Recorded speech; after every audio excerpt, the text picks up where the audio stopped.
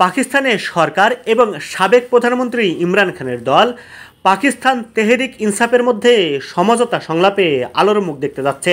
এমন জল্পনা কল্পনার মধ্যে পাকিস্তান মুসলিম লীগ, নওয়াজের প্রেসিডেন্ট এবং সাবেক প্রধানমন্ত্রী নওয়াজ শরীফ তার রাজনৈতিক সূত্র ও পিটিআইয়ের প্রতিষ্ঠাতা ইমরান খানের সঙ্গে সমঝোতা সংলাপের জন্য উন্মুক্ত বলেই মনে হচ্ছে।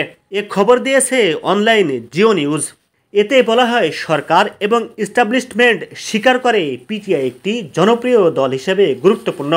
ইস্টাবলিশমেন্ট এ বিষয়ে পক্ষে মনে হলেও প্রধানমন্ত্রী শেহবাজ শরীফের সরকার এখনও সতর্কতা অবলম্বন করছে। সূত্রগুলো বলছেন, উভয় পক্ষের মধ্যে কথার লড়াই চললেও তারা আলোচনার জন্য উন্মুক্ত। এখনও আলোচনার পক্ষে কথাবার্তা, বিবৃতি দেওয়া হলেও আনুষ্ঠানিকভাবে কোনো সংলাপ শুরু হয়নি।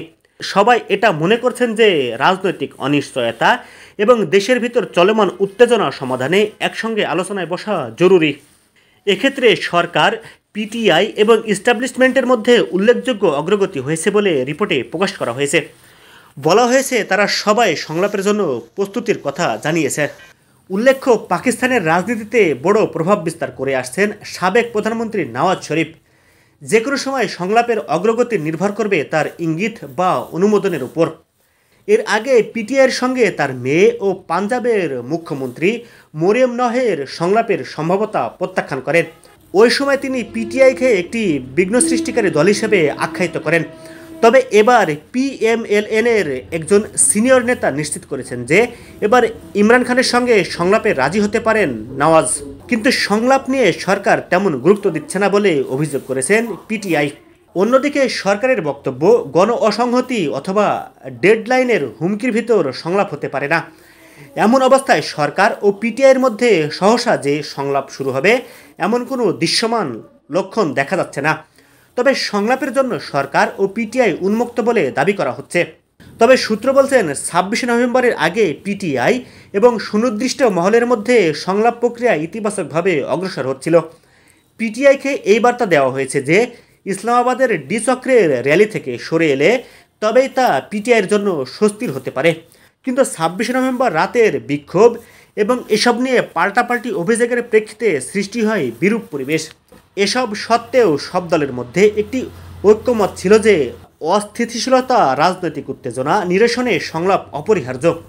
এর জন্য সরকারের সঙ্গে আলোচনায় বসার জন্য একটি কমিটি গঠন করেছেন পিটিআইয়ের প্রধান ইমরান খান। বৃহস্পতিবার ৭ সদস্যের ওই কমিটিকে তিনি আদিয়ালা জেলে ডেকে নেন। বর্তমানে ওই কারাগারেই অবস্থান করছেন ইমরান।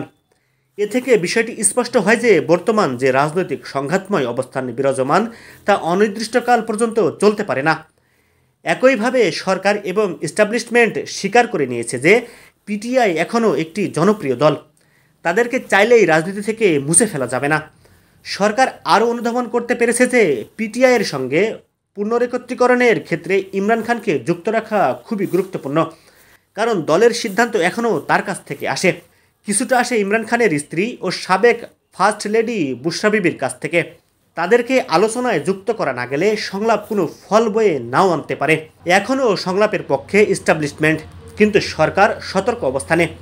তাদের আতঙ্ক, সংলাপের পর কারাবন্দী ইমরান খান ও গুরুত্বপূর্ণ কয়েকজন নেতা নিরাপত্তার জন্য হুমকি হয়ে উঠতে পারে। ফলে সংলাপের সফলতার জন্য মনে করা হয় পিটিআই, বিশেষত ইমরান খানকে অবশ্যই আগামী ২ থেকে ৩ বছরের জন্য রাজি হতে হবে স্থিতিশীল পরিবেশ বজায় রাখা। বিনিময়ে আগাম নির্বাচন বিবেচনা করা যেতে পারে। উভয় পক্ষকে সমঝোতায় আসতে হবে। সরকারের ম্যান্ডেটকে অবশ্যই স্বীকৃতি দিতে হবে পিটিআইকে। তারা অবিলম্বে নির্বাচন দেওয়ার যে দাবি তুলেছে তা বাদ দিতে হবে। সম্প্রতি সরকার ও বিরোধী দলের মধ্যে মধ্যস্থতার প্রস্তাব দিয়েছেন জাতীয় পরিষদের স্পিকার আওয়াজ সাদিক। বলেছেন তার অফিস এবং বাসা এ উদ্দেশ্যে সবসময় সহযোগিতা করতে চায়। স্পিকারের এ বক্তব্যের পর সূত্রগুলো জিও নিউজকে বৃহস্পতিবার বলেছেন, আনুষ্ঠানিক সংলাপ শুরুর জন্য পার্লামেন্টারি একটি কমিটি গঠন করা হবে। সংলাপের বিষয়ে তাদের পূর্ণাঙ্গ কর্তৃত্ব থাকবে। উপরন্তু ইমরান খানের দলের সঙ্গে সংলাপ অনুষ্ঠানের অগ্রগতি হচ্ছে বলে ইঙ্গিত দিয়েছেন প্রধানমন্ত্রীর রাজনৈতিক উপদেষ্টা রানা সানাউল্লাহ।